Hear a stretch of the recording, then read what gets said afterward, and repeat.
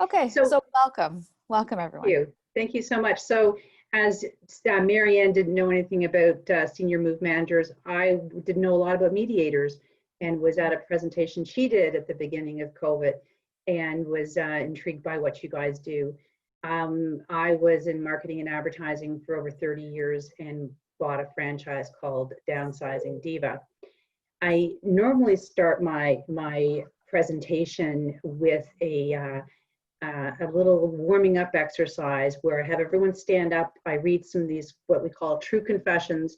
And as the true confession pertains to you, you sit down. I'll just read a few of them because they're kind of funny. And they give you a sense of what senior move managers do.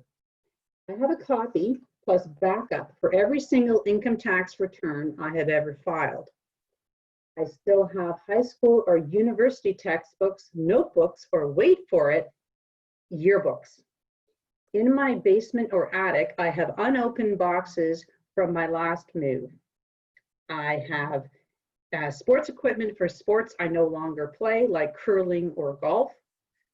I have boxes of bags and bags of boxes because you never know when you're going to have to wrap a present. So that gives you a little bit of an idea of how seniors and collect things and the kinds of things we bump into when we are working with them in terms of moving. So here's my agenda. I'm going to tell you about Senior Move Management and the organization we're a member of. I'm going to tell you about Downsizing Diva. And then we're going to talk a little bit about how we might work together with your clients and what their needs are. So Senior Move Managers, the organization we are members of is called the National Association of Senior Move Managers. It's a not-for-profit organization started in the US, but it is now expanded to the US and abroad.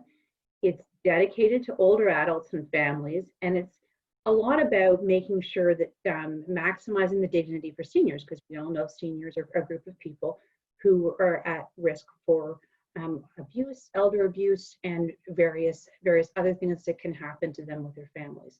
So as Senior Move Managers, as part of Downsizing Diva, we're all members, and it's a great organization. They have code of ethics that we have to sign off to as members and how we work with people.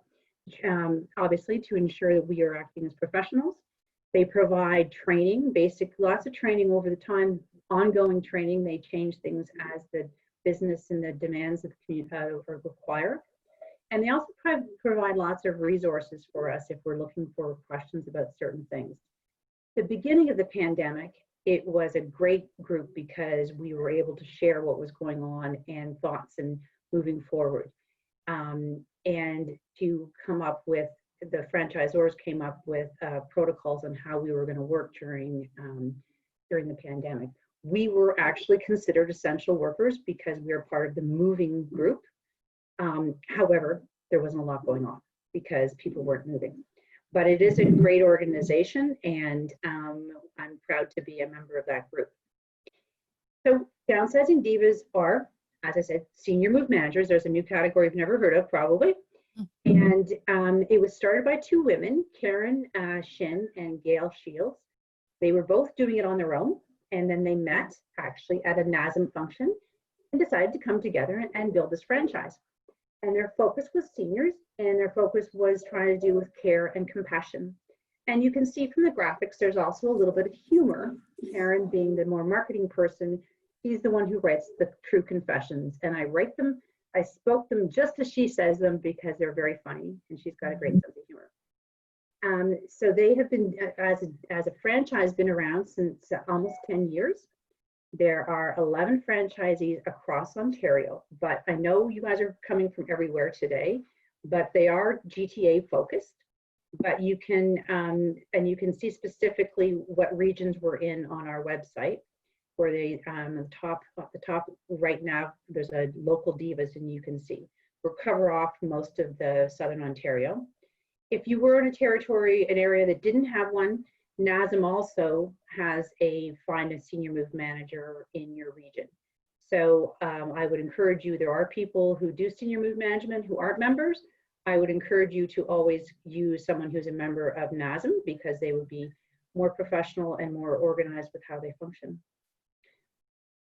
So what do we do? Well, we help people prep their house for sale. We all know that the real estate market has become very challenging, and houses are look really beautiful when they're shown. So we help with just doing that, whether it's completely emptying a house, which happens, or just tidying things up because they don't want, nobody wants the family pictures in the house, or there's too many tchotchkes out. We can help with that.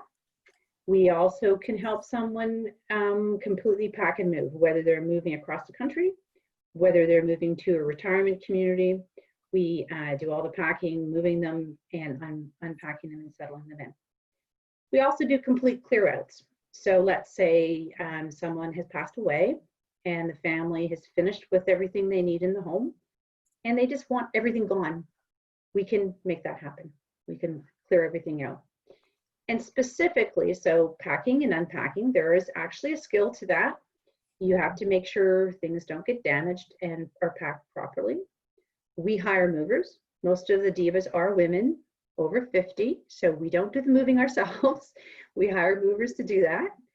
We also do removals, donation centers, sorting out where can go to donated to try and reduce, of course, the environmental impact in our country. We're trying to get as much to donation as possible. There's consignment is always an option for things that can be sold or auctioned, and then absolutely necessary things go to garbage. And there's also, electronic waste you can recycle. You can also do paper, all that paper recycling can be done. So that can all be done in bulk as well.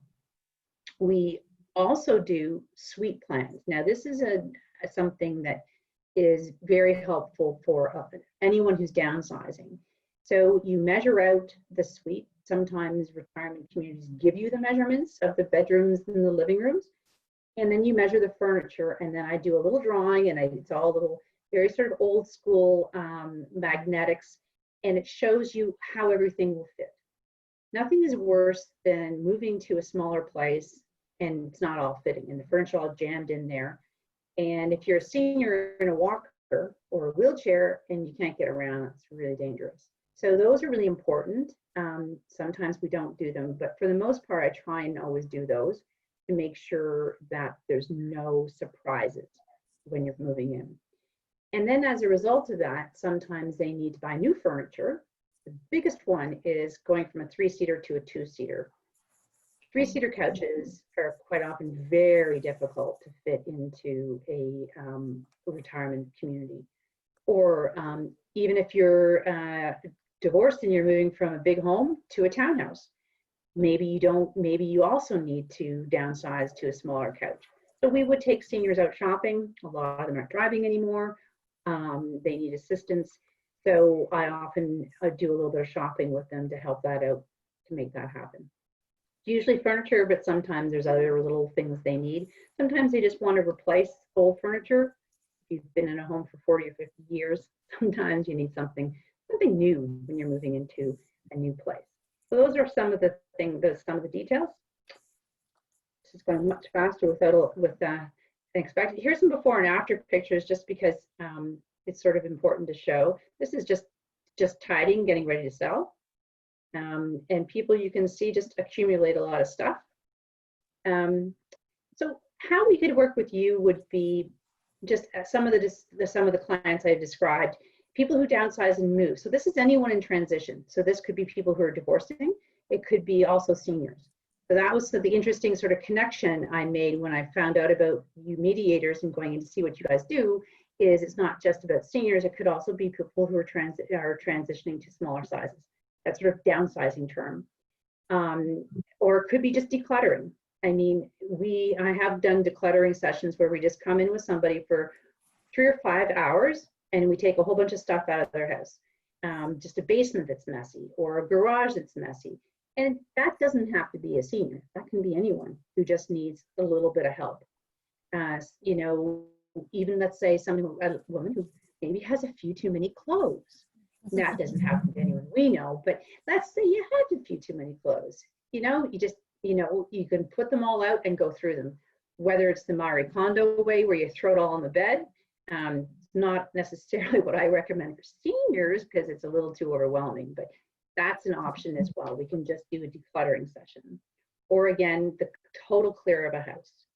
So, you know, and if we did go through a house and the family's involved, we would obviously have to make sure we put aside any kind of sentimental things, any personal things, we would hold on to all those. So, you know, we work with seniors. Sometimes we work with their children. The children hire us to do it because mom and dad aren't up for the job. Sometimes we work with the POA. Could be the POA for personal health that's asking us to move someone from one retirement community to another, or another room within the retirement community. Sometimes it's usually the POA for health that hire us, and then the POA for finance pays us. So they're usually connected, the two, which is good. So it's not just seniors. It could be any sort of you know, one of those other groups. So I guess without a lot of, you know, the audience participation, you know, it changes things a little bit on this. So sort of that's sort of what we do in a nutshell. And I think how I see that it might be something you guys might find helpful for some of your clients. So I'm open for questions. Excellent. Okay. So we can use the chat box, or you can unmute yourself and go ahead and ask. I think, you know, this is, it's neat to connect and know that, that there is this service available. And my first question was about the age of your clients, and you sort of answered that it actually can be through all ages and stages of life. It's not, Yeah. what percentage of your clients are seniors, and what would be other groups? Well, we call this sort of the group of the seniors' children. We call them adult children. Right. I would say, you know, it varies a little bit, but my first year was probably mostly the adult children, so maybe 70-30. I think perhaps now it's more like, you know, 60% are adult children and 40% of the seniors. Mm-hmm. Because deciding to move to a retirement community, or even a condo, right? So some people are moving from a house to a condo, they're just downsizing. Mm-hmm. Sometimes it depends on who's making the decision, whether it's the senior or whether the adult children are sort of really helping them along. Yeah. And it's important that we're you know, pretty flexible in terms of how we work. Sometimes when the adult children are involved, they tell us what they want exactly done, and we just do it. Sometimes if it's a senior, there's a lot more work involved, and you know, their kids maybe aren't around. Mm-hmm. And so we have more time with them to sort through things, and it's a different type of job. But it's very custom driven on what the client needs. Mm-hmm. And you always start with, you know, and they have to be, you know, you have to be very clear about what's included and what's not included. Mm-hmm. And very above board, and make sure they understand all the costs involved. Because obviously we don't want to be taking advantage of anybody. So you talk about like the fees for your services in sort of an upfront way with a contract at the beginning with people. Yeah. Do you find that, like, you know, where is the conflict, like the seeds of conflict, where are they usually in your client base? I mean, it sounds like you're probably dealing with a lot of really sensitive issues, right? Moving is one of the most stressful things, makes the top 5 in all stress, right? Yeah. I think for a lot of them that's why the furniture plan is so helpful, to figure out what you're going to take. Mm-hmm. So once you figure out what pieces you're going to take, you figure out what goes in them. And you have to keep reminding them, if you're not taking the you know, the curio cabinet with the 15 figurines, well, what are we going to put the figurines if we don't take that cabinet? Right. I had a lady tell me she's just going to put them all over the retirement, all over the place. Okay, well, that's fine, just as long as you have that conversation. And then, you know, some of the other sticking points are usually dining room furniture, because dining room can't fit. And that's true often, even if they're moving into a condo. Sometimes condos take a lot of dining room furniture. Except there are some big condos in Etobicoke, where I work, and they do fit a lot of furniture. So I know. Some of the older, larger buildings. What about hoarding behaviors? Have you experienced that, and how do you manage that? There are different types of hoarders. I mean, I'm not an expert on hoarders. I've done some, you know, work through the NASM Association on webinars on it, and they're different types of hoarders. And the ones I've met with a couple of hoarders that are real, like with serious, I'd say more mental health issues. And in the end, they never call me back. So I don't know what happens to them. I just did a home that you might call a hoarder home, and he was ready to get rid of it. He'd sold the house, he needed to move, he needed to get on with his stuff. Those ones are sometimes they're hoarders as a result of a situational, you know, a situation that's happened, whether they've been a physical problem or a mental health issue, and they're actually able to let go and move on. If it's something that is more serious, we have a group we would pass them over to who can manage someone who's more well-trained in dealing with mental health issues than perhaps we are. Yeah, because it must be scary when you get into a situation like that, but great to know you've got resources. Yeah, and you know what, even houses that aren't hoarders can be dirty, so we're used to that, you know. And how do you deal with if a person has passed away in their home?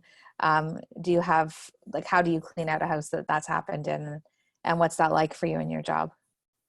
Well, it depends on what situation. Sometimes, again, the houses are just messy and dirty. If they're really dirty, we bring a bin in, and you know, you just have to prepare to open that fridge, and deal with what's going on in there. And if someone hasn't been in the house for a while, you just have to be prepared for sort of basically anything that you could bump into. You know, mice aren't uncommon, so that happens. But you have to be careful also that not to throw out anything that might be important. So even after the family says they've been through stuff, sometimes you find more things, you know.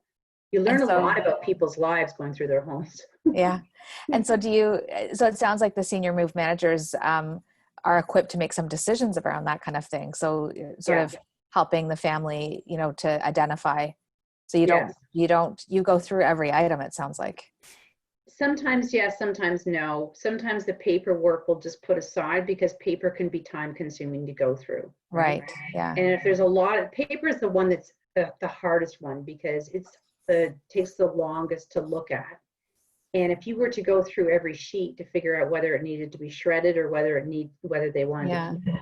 So you try and get them to do the paperwork because, you know, they do have to keep certain documents and taxes and those things they do need to keep. But we do have shredding. We would take it away and have it shredded if they wanted. I have a garage full of stuff that needs to be shredded right now. Because you don't want anything that has an address or a name on it. You want to make sure it's shredded so that there's no identity theft and any concerns from that. So shredding is a service as well that you need to make sure. Yeah, you try and get them to do the paperwork because that's time consuming. There's a couple of questions here. I'm just going to get to them. Do you review what could be sold and or if children want some of the items such as keepsakes, etc.? And do you provide a form or checklist to review with your clients? So how do you sort of keep track of all that stuff? We usually encourage the family to take their stuff before we start the final clearing out.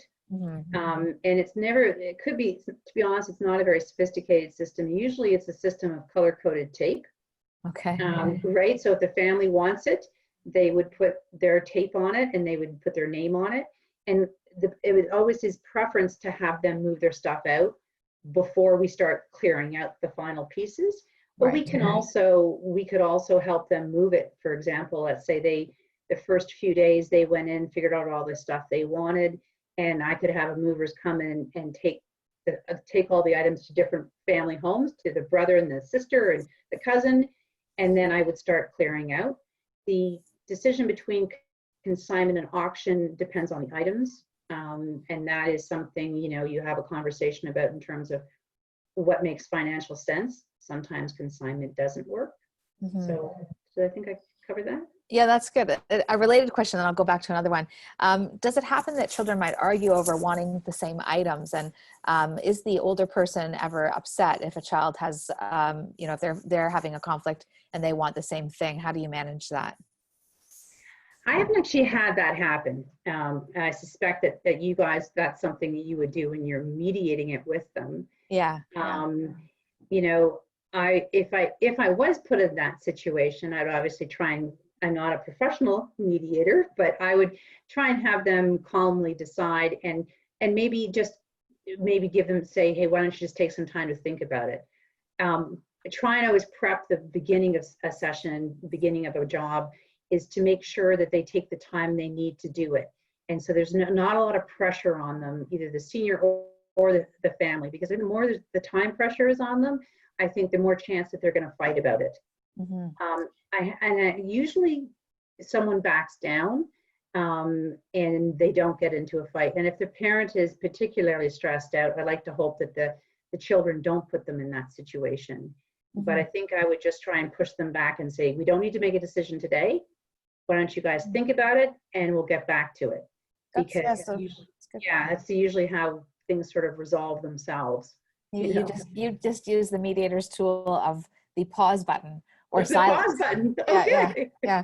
And I mean, obviously, like the elder mediators deal with a lot of issues related to, intergenerational multi-party family disputes. So there's about 42 mediators in the province right now who are trained especially to help in that area. And some of them are here with us today.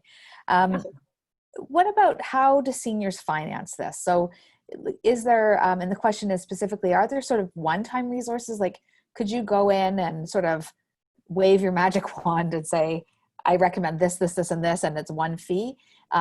Or is it always sort of like, what's the menu like? What is it? Well, we can do it any number of ways. I personally, because some divas, it's all franchise business, so people do them slightly differently. But I try and do it by a specific job so they can understand. So if I'm packing and moving Susan, I would do an estimate to pack and move her so she knows what that costs. And then if I'm clearing out Susan's house, I would give her a separate estimate for her to know that. Okay. So, and you walk them through and explain to them what it includes and what it doesn't include. I would try and make it as inclusive as possible so that they have a full sense of the price. Yeah. And I explain it's based on hours. So when they're wondering why it costs so much, I tell them it's because it's going to take me 20 hours to organize and clear out your home. Right. Yeah. And so and then if I go over the hours, I will let them know, and so that they would know. Most seniors are excellent payers, I have to say. They're always very concerned about making sure they pay people, and they're and I've rarely had any problems with not having the financing. Often it's because they're selling a home, so there's significant cash in the bank available. Yeah. And then occasionally, though, I have had someone who couldn't afford it. And you feel sad, but it is a business. Yeah. You can feed thanks to your horse, right? That doesn't do so well. And what about, I mean, it's interesting to hear that you've had a positive experience, right? I think a lot of us here on the webinar, are used to dealing with people when they've reached a point where they've called out to a mediator. And it sounds like you're reaching people at a point prior to that. So they just need specific help with moving.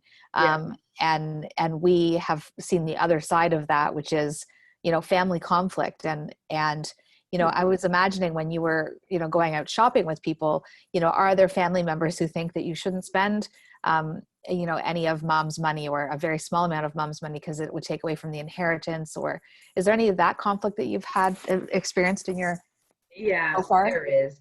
And sometimes, to be honest, it's when the family member is living with mom. And to be honest, they actually don't end up hiring me. They do it on their own. They figure out how to do it. Or sometimes they shop around and they find someone who can do it for less.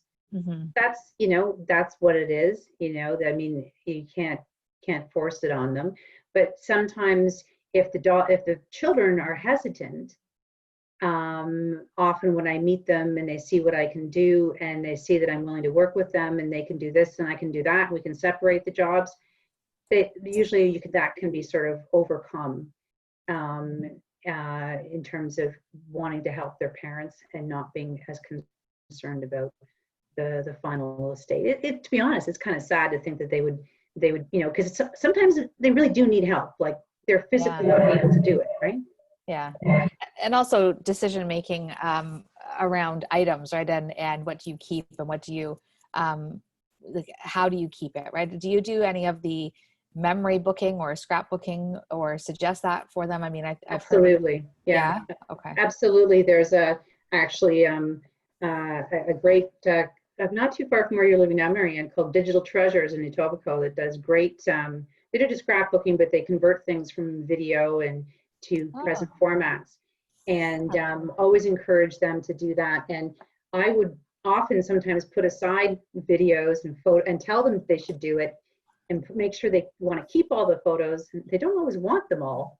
But and then if they're trying to decide what to keep and having trouble, I always say just keep what makes you happy, what makes you with what you love and what you can't live without. And if it's 15 Royal Dalton figurines, keep them. They make you happy. You're gonna take them and you're gonna feel good and make you smile and help you with your transition to your new home.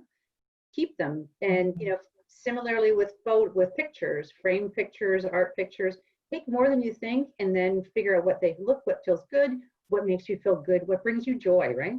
What's it? Well, the Marie Kondo sparks joy thing. I think that is a very true sort of thing for when you're moving. I think she's got a good little point there, Yeah. But I don't think you necessarily need to touch all the clothing because it would take a long, long time if you're a senior to do that. I liked her reference to waking books up and waking things up and thanking things for being in her life. If no one's seen the Marie Kondo series on, I don't know if it's still on Netflix, but it did it rise your business profile? I mean, it seems like there was I heard there was a rise in donations at all donation shops or shops. Yeah. No, not so much. But I think that some people are just starting to enjoy it. Yeah, I think that you have to use some modifications of her method for seniors because you can't throw a massive pile of clothing on a bed and expect the senior to do that. I watched the first one and went, what do you mean she's walking away and leaving this family? This person. Yeah. I mean, I think it sounds like what you do is pretty similar to what we do as mediators in terms of using your intuition to see what they need and the pacing of it is what we would do as mediators too. And I remember when you and I first reconnected, I think I told you this story of a woman in our neighborhood who she lived in a home and she'd had for about the last 20 years, she'd had twins with her husband. And both twins didn't come home from the hospital. One died a few days after birth and the second died a couple of weeks after the birth. And her husband left her and the marriage failed. Yeah. And interestingly enough, her mother contacted me. And her mother was a senior and was very worried about her daughter because she, the water was being shut off in the house. The house was, she'd lost her job. And just a very educated woman with her master's degree. And she'd just gone through all this trauma and she'd really been left alone for decades in this traumatic state. And that's how I first learned about these types of services because I realized pretty quickly she needed, essentially I was at her home with her, holding her hand on her front porch, just getting her mail. She had moved into her car. And she was scared to get her mail. Yeah. And so it was interesting because, I'm not equipped to, have the mental health training to support her in that. But as mediators, we're always looking to fulfill our standards of practice, meaning only mediate where you have capability and skill and connect with people like you over these types of things, right? So, and then it sounds like even you have an additional layer of your standards that says, you can probably only go this far, and then you would need to contact another extra doctor downsizing or something like that. But I just was very touched by that story. She'll always stay with me with her. Eventually we got through her entire house with this help of someone who did something like you're doing. And we used a real estate agent who's another one of my son's friends' mothers in the community that we grew up in, and she was fantastic and really was the right real estate agent really helped the sale of the home. So eventually the house was cleared out and sold. And she went on, and unfortunately the hoarding behavior followed her to her mother's house where she ended up living. And Oh, I did a mediation around that. And then more recently, the mother did pass away. So it's, I've been involved with this family for a long time, but it's yes. always stayed with me, the reality that, people have a lot of emotions attached to their items. And Yes. those questions you asked at first are, some of them I was like, oh, okay, I don't have that. I'm fine. I'm good. And then, you said do you have wrapping paper in boxes? I was like, yeah, I've got that, and it sort of made me realize that even me, who I'm like the queen of declutter. My kids, when they grew up, were terrified of, me taking their things. And I always used to blame our cleaning lady, who they didn't like for years. I've since told them, but I've since confessed the whole situation. But the idea of, of keeping things clutter free is dear to my heart, but I still have things that I would hold on to. And I think that's good to remember, right? Like what that feels like for someone to say, oh, you don't need that. Well, I think that I do, right? So how do you change that perspective, right? And don't argue. I mean, if they think they need it and they want it, and they're moving to retirement, they don't need the frying pan, but they want to take it.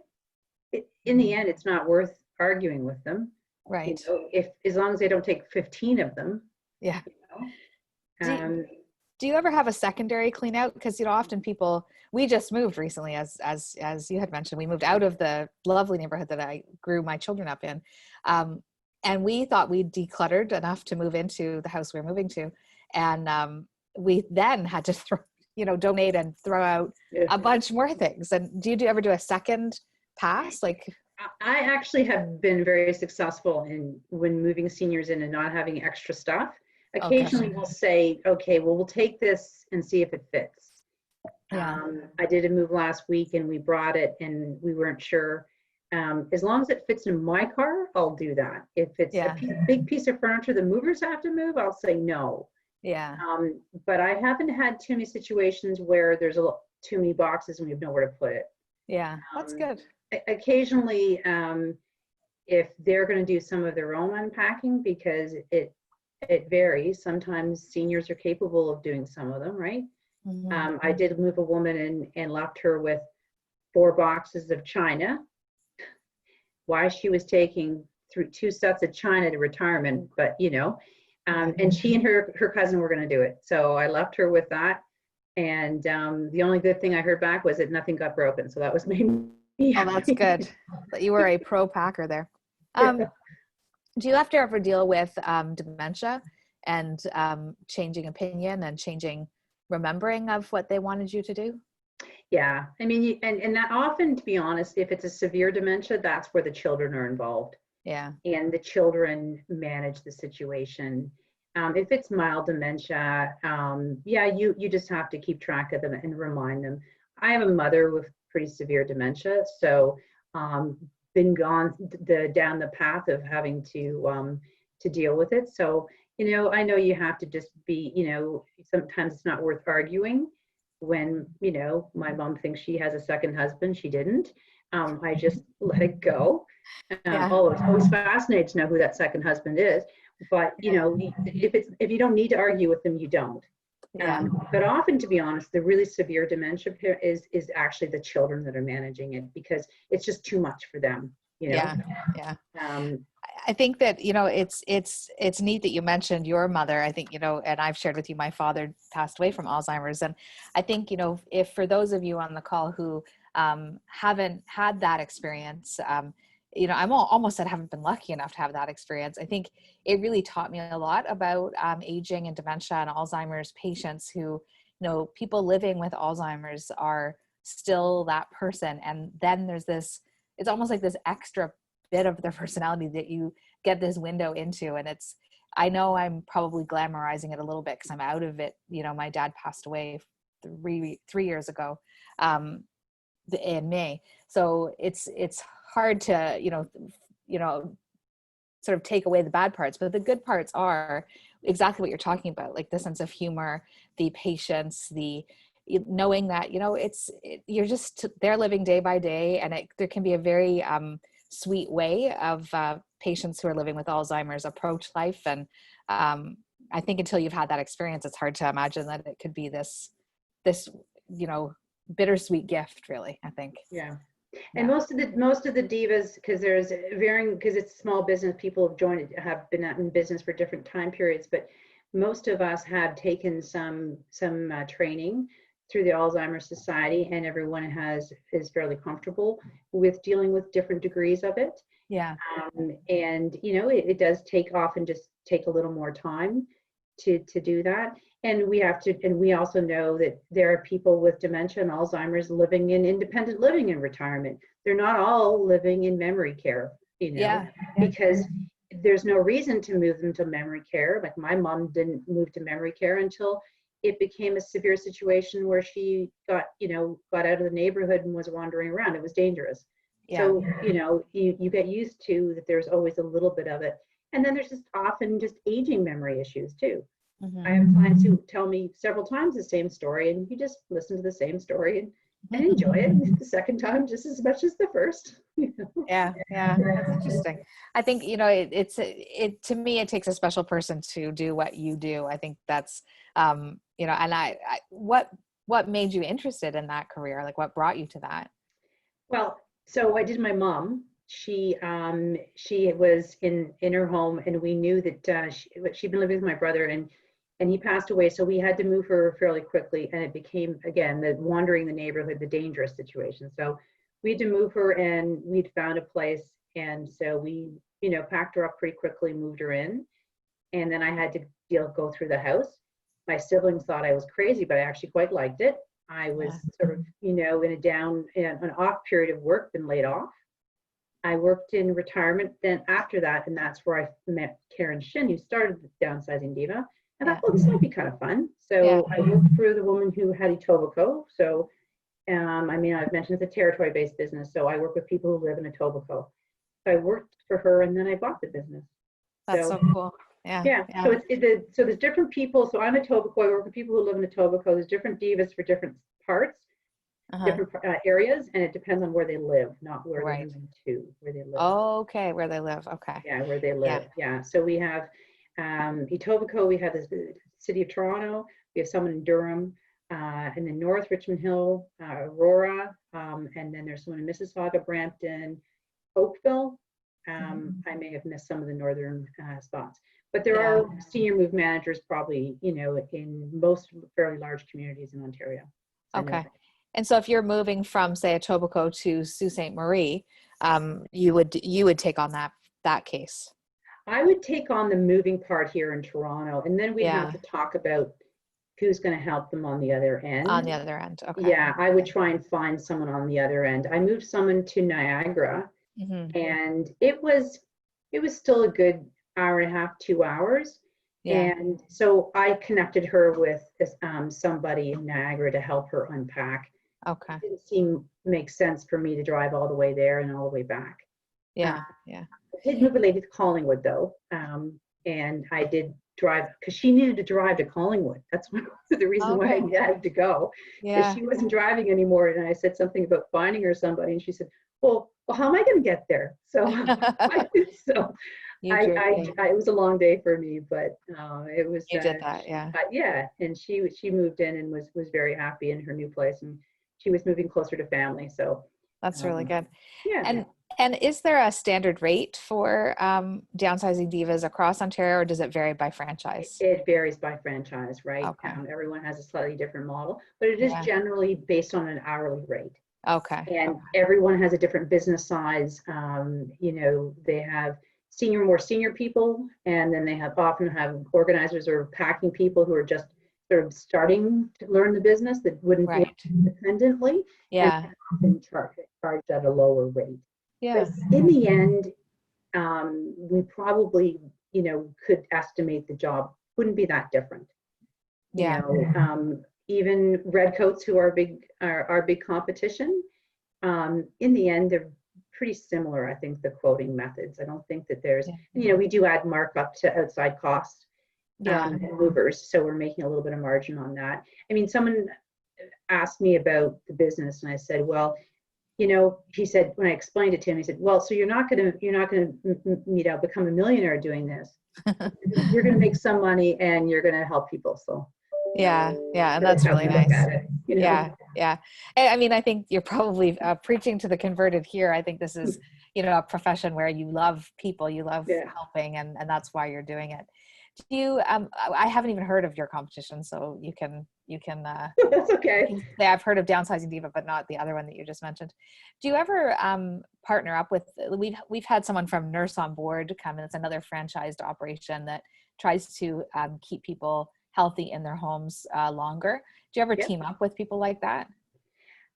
I haven't. There's a bunch of, Nurse Next Door. There's a number of PSW kind of businesses Yeah. that I'm familiar with. I see them at community events. Well, I did see them at community events. I haven't had any, partnership with them specifically. It just has never really worked out.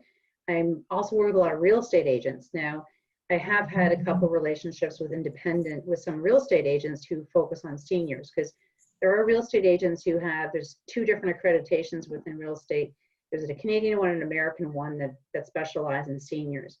So there is sometimes agents that I work with on those kinds of things, and have some partnerships, but not so much with the PSW Nurse Next Door, or gone blank on some of the other names. Yeah, yeah. Home Instead is another one. Home Instead. Yeah. Home Instead, yeah. Because often people will still have those private caregivers when they're in retirement. So it's not necessarily always a cut and dry situation that they move into retirement and they stop having them. Yeah. So they work and so, at the beginning of the COVID thing, one of the things that they were talking about was letting those private caregivers in. So those would all be those private caregivers that were going into retirement homes. And they're quite often just as essential, because they may not have, the retirement home they're in may not have that kind of care that they need. So they specifically need them. They might be private, or they might be LHIN, right? Right. So Yeah. LHIN people as well would be supporting seniors when they're in retirement. So just in case you don't know, the LHIN is the Local Health Integrated Network, and they provide, they organize, I'm probably going to mess this all up, but they organize personal support workers coming into homes and make care plans and make applications for long-term care and that sort of thing. Is that what you understand too? Yeah. Yeah. That's yeah. Okay. Yeah. Any other questions from anyone? I know this is it's a neat topic. You're all muted, it looks like, so, but feel free to unmute and ask a question. I think it's Hi, it's Angie. I have a question. So in terms of the process of moving items, do you provide insurance for that, or is it still under the homeowner's policy? Yeah, no, we do have insurance. Yeah, we do have insurance, and movers have insurance as well. Because I believe, I don't know if anyone else can speak to it, because often homeowners' policies cover items while they're in transit. I don't know that. I believe that was my last understanding, so I didn't know whether that was a crossover. Yeah. To be honest, I haven't had a lot of items that are that valuable. Back to the Burrell Dalton example, Burrell Dalton figurines have not kept their value. So if anyone's planning on getting their retirement based on how many Burrell Daltons they have, you may want to reassess that plan. They often have other things that are valuable, that you do have to be careful with. And sometimes that will depend on what mover I use. If they have a lot of really beautiful, delicate things, I'll make sure I get the really good mover, the one I'm really confident of, will be very careful with them all. Yeah, that's good. I think that the insurance piece is, I think in the end, it seems like almost everyone's overinsured when you're moving, right? I mean, the OFM office moved and we had to have insurance. For the move, we had to have insurance. The mover had to have insurance. Everyone wanted to see a certificate of insurance. It was like, I think we had so much insurance. And, if you've been to the OFM office, it's, it's not exactly high stakes items. A lot of, I don't know what the particle board is, the cost of particle board is, but we're pretty basic over here. But yeah, I think we're usually all overinsured. But it's a good question, Angie. Thank you. Are there any other things that have popped up for you? Like, is there anything from mediators that you'd like to know? Carolyn, that's, you know, that would help you in your business, when to make a referral or anything like that? When I would refer, I hadn't thought of that.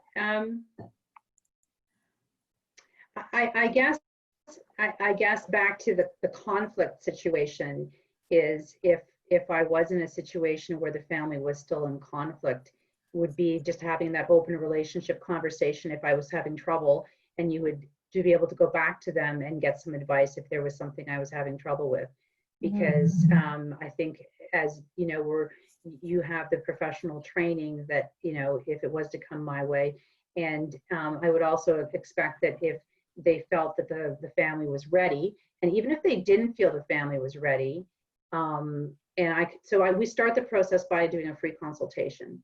So I meet with whoever family members, whoever's involved, and often that can be just the simple way of figuring out if they're really ready to move forward. Because by the end of it, if they're okay, yes, we're looking forward to it, and they're very firm, and you get a feel for the situation. Sometimes they're not.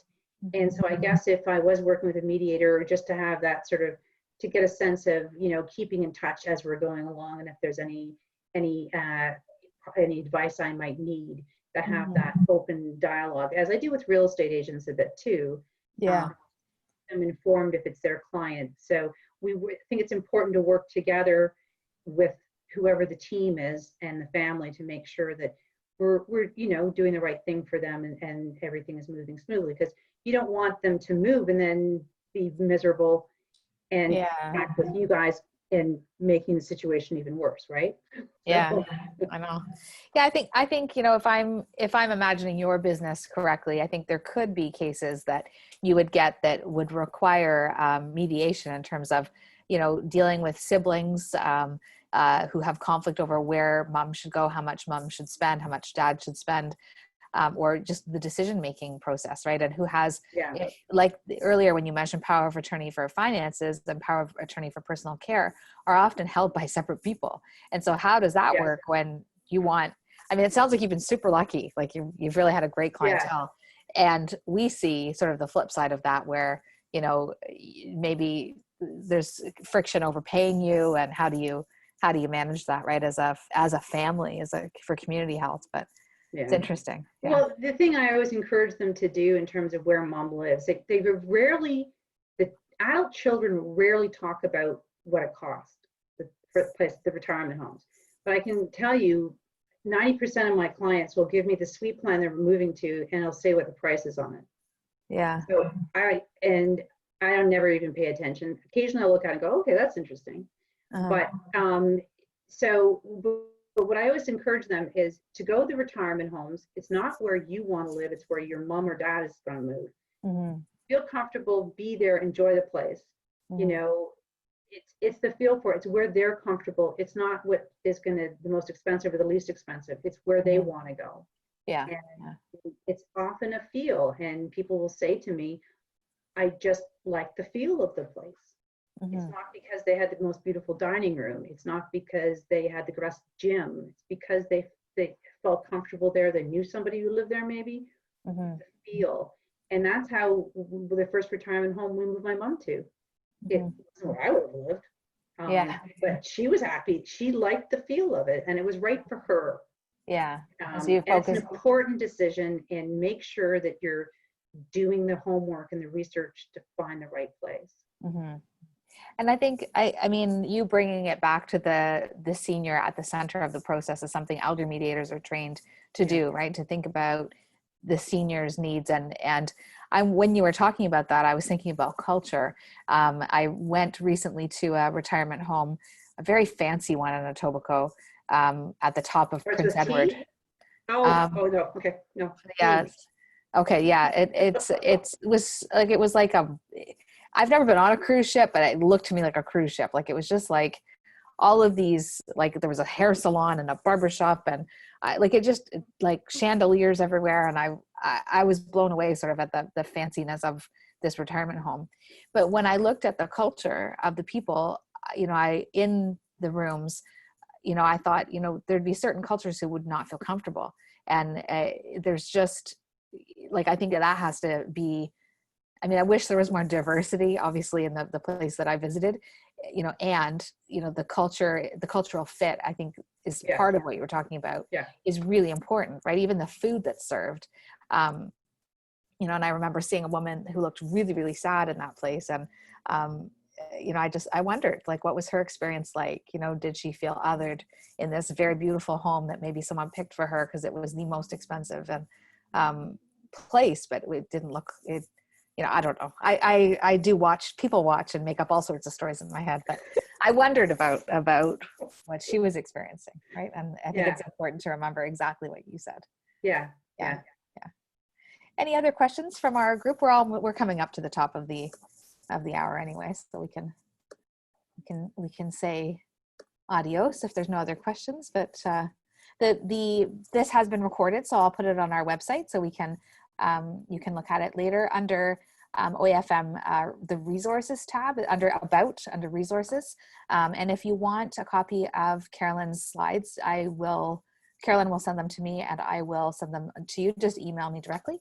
And your contact information is right there, downsizingdiva.com, and there's your phone number, 647-808-1039. And thank you so much, Carolyn. It's been great. Thank you very much for having me. To have you. Yeah, it's been wonderful. Okay, Thanks very much. Okay. Enjoy the rest of your afternoon. Take care. Bye. Bye all.